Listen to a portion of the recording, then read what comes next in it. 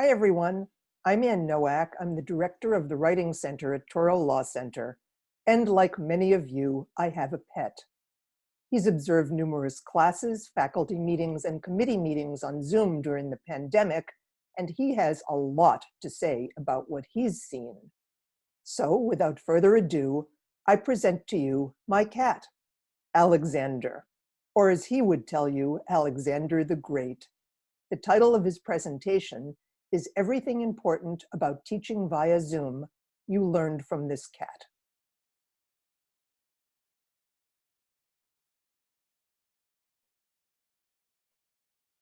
Hello, everyone. My name is Alexander. I have watched a lot, and I mean a motherload, of classes and meetings and presentations on Zoom in the last couple of months. I have learned what not to do, as well as what to do, to keep viewers like your students interested.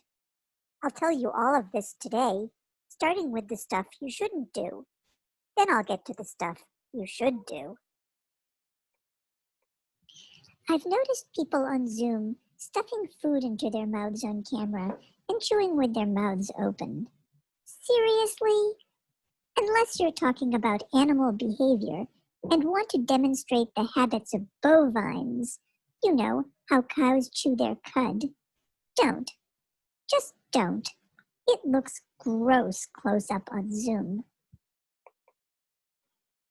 I've also noticed that some people have hairy chests.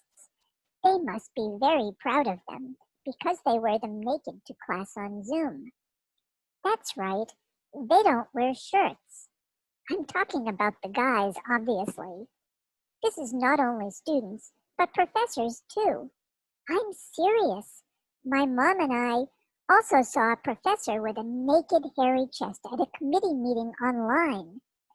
My mom made the mistake of sending a snarky chat message about it to a friend at the meeting. Oh my gosh! Never ever send a private snarky chat message on Zoom suggesting that a bare-chested colleague consider wearing pasties to cover his nipples. Sometimes those private messages accidentally deliver themselves to everyone at the meeting, as my mom discovered. Be safe. Send snarky messages by texting on your cell phone, not by Zoom chat. And wear a shirt. I mean, seriously? And speaking of clueless humans, what's with the ones who don't notice how annoying it is when their mouths are cut off by the bottom of the screen? Like this. But mostly, I like to look at what's in the room behind everyone on Zoom. Hardly any professors have been using those virtual backgrounds where you can make it look like you're in Buckingham Palace or reclining in a hot tub in the south of France. One of my mom's colleagues should have been using a virtual background because we could see a toilet in the bathroom behind the bedroom where she was sitting. But it was so cool. As the professor was talking, her cat drank out of it. What an excellent idea, drinking out of a toilet. I'm going to try that too. The things you learn on Zoom. I confess that I stopped paying attention to what the professor was saying when I saw her cat approach the toilet. It was like watching a TV show, and I was thinking, oh, look, that cat is going up to that toilet. Is she going to take a bath? Oh, she's getting in. No, wait, she's drinking. Wow, so cool. But will she slip and fall in? No, she didn't fall, but wait. Oh, you gross. She didn't wash her paws afterwards. That's really bad hygiene. Did her kitty mama not teach her anything? Oh, crap. I didn't hear what the professor just said. I hope it wasn't important. Nah, it probably wasn't because her voice still sounded the same. Blah, blah, blah. It didn't go up, it didn't go down. It just rolled along. It must not have been important because important stuff either gets louder, like bad cat, or softer, like does Alexander want a cookie? Okay, so this is my next observation. Don't be boring. Move your arms around a little when you're trying to teach on Zoom. Not like you're on a desert island and you're trying to flag down a plane to rescue you, but a little so you look like you care about what you're trying to teach your students. Think about it. When my mom wants to teach me something, her arms move, like when she says, "Get down here right now, Alexander. You cannot perch on top of that pole lamp." But on Zoom, most of the professors look like statues. Or rocks. Rocks are pretty much unmemorable unless they're super special rocks, like Plymouth Rock. And even then, remember Plymouth Rock? Yeah, not so much. Remember about the history of Plymouth Rock?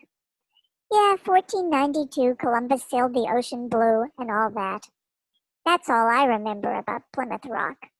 Oh, wait, oops, wrong ship. It was the Mayflower with Plymouth Rock, and it was 1620. Columbus was long dead. Well, don't be like Plymouth Rock when you teach, because no one will remember the salient points. Salient? Get it? Sailing? Columbus? Pilgrims? So much for cat humor. Okay, so before you ask my mom to get the hook and pull me off this stage, let's move on to some of the good tricks I learned to keep students awake and interested on Zoom. There are 6 of them.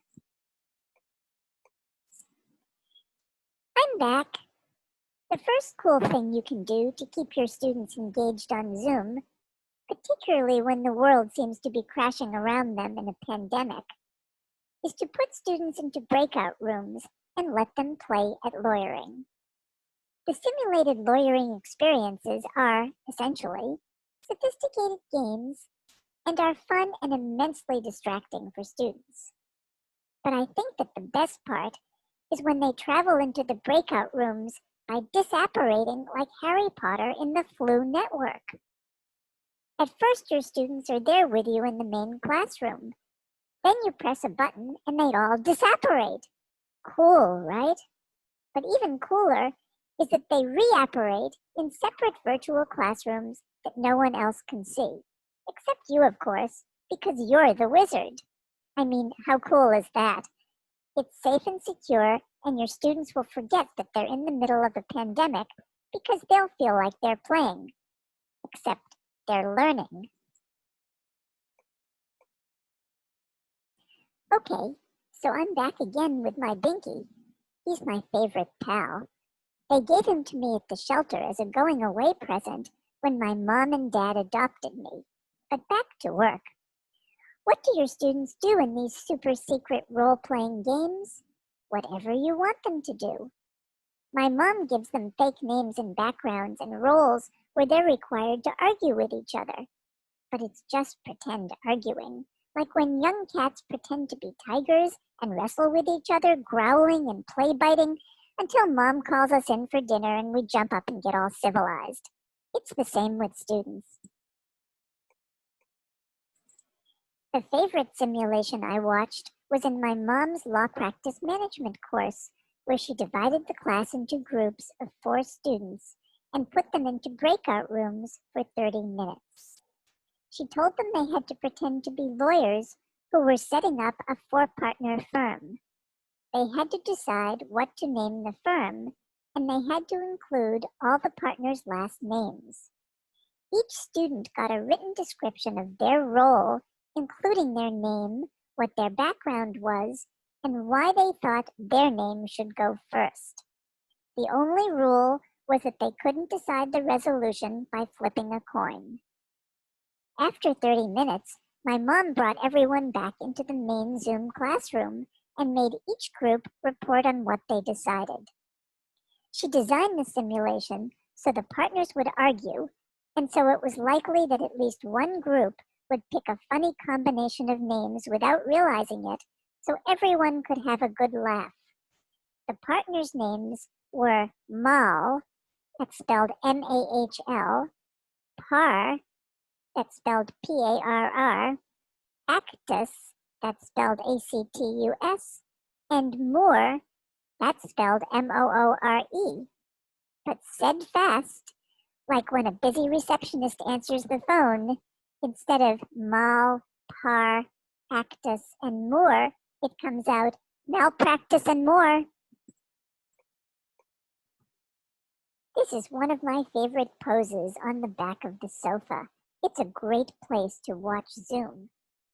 Anyway, another cool thing you can do to keep your students totally engaged online in the middle of a pandemic is something called a Pecha Kucha. No, I did not sneeze, not Gesundheit, Pecha Kucha. Pecha Kucha is the name for a kind of PowerPoint presentation. My mom didn't name it. It was invented by some Japanese architects who were tired of watching long, boring professional presentations. Pecha Kuchas can't be boring because you must have exactly 20 slides, no more, no less. And the slides must be set on an automatic timer so they advance every 20 seconds. That makes the whole presentation exactly 6 minutes and 40 seconds. Seems short and easy, right? Well, think again, human person. Wait, was that redundant? Human person? Whatever. Anyway, it's not easy. You have to practice a lot to make sure you don't run out of stuff to say way before the slide advances and you're just staring blankly at the audience while you wait.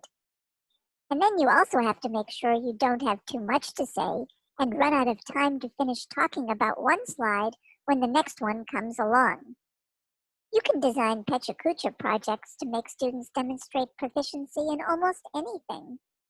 My mom used Pecha Kuchas as a capstone project in her law practice management course for students to prove that they mastered the course content. Students presented to the class via Zoom. But you could also use Pecha Kuchas to make sure students are doing their reading. Put students into groups in breakout rooms and have each group put together a Pecha Kucha slideshow with voiceovers to demonstrate the most important points about the semester's reading. Oh, and to make sure all the other students in the class aren't on Facebook while their colleagues are presenting, have each student write down 2 questions to ask the presenter about the presentation. After each presentation, call on 2 students to each ask 1 of their questions.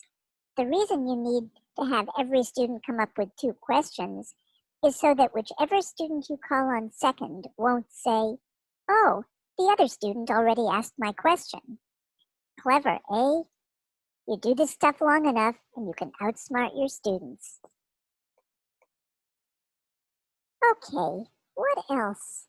And no, I'm not sleeping.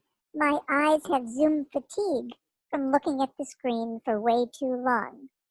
So what else? Oh yeah, remind students to mute themselves, especially when they're taking a class at home in the middle of the pandemic and everyone else is home too. Otherwise, you'll hear someone yell, "No, I can't help you to go potty now. I'm in a class. Ask your father." My mom makes sure students remember to mute themselves by telling them that muting themselves is part of professionalism, and professionalism is 10% of everyone's course grade. Okay, now here are my tips to make all of you look fabulous, or at least better, on Zoom. Physically. I mean, who doesn't want to look better? So my first tip is to raise your laptop, at least 3 inches higher. My mom uses Black's Law Dictionary and some other old moldy books, but you can use anything. Your jowls, chin fat, and neck crepe will look way better on camera if you do this. Also, have you discovered the Zoom option called Touch Up My Appearance? Look under Settings, then under Video. You will thank me for this on the mornings when you have to teach and you've been up all night with a sick kid, or grading papers, or drinking, or grading papers and drinking. Oh, I forgot to mention lighting. This is very important. Put a lamp on the far side of your laptop. This bathes your face in a nice natural light with no shadows that make you look more tired and cranky than you are. And don't let the outdoor light come streaming through a window behind you. It will totally obliterate your face and make you look like you're in the witness protection program. So I think that's about it. Again, I'm Alexander and Nowak's cat, your intrepid Zoom consultant. Over and out. May the force be with you. The show must go on. Break a leg. And make sure Zoom is totally closed down before you say something like, I thought this class would never end. So, bye. You can send me questions or fan mail at my mom's email address, anowak@tourolaw.edu. You're welcome. Hey, Mom, you can turn off the video now.